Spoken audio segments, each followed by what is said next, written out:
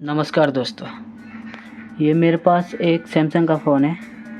इसमें AMOLED screen आती है, तो इसके साथ कुछ एक्सपेरिमेंट करेंगे जो आप लोग भी देखोगे और आज रियल लाइफ में देखेंगे कि सुपर एमोलेड जो स्क्रीन होती है उसमें पिक्सल कैसे काम करता है, कैसे होता है।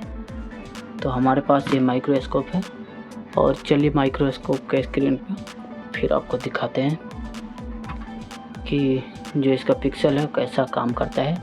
ये जो व्हाट्सएप दिख रहा है इसको हम जूम करेंगे और फिर दिखाते हैं आपको।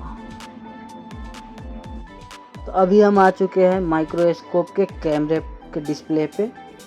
तो अभी आप देख सकते हो कि कुछ इस तरीके से दिख रहा है। ये व्हाट्सएप है और ये स्नैपचैट है जो मैं कभी यूज करता नहीं हूँ। और चैनल पर नया हो तो सब्सक्राइब कर लेना, लाइक और शेयर ज़रूर करना। और चलिए आनंद लेते हैं।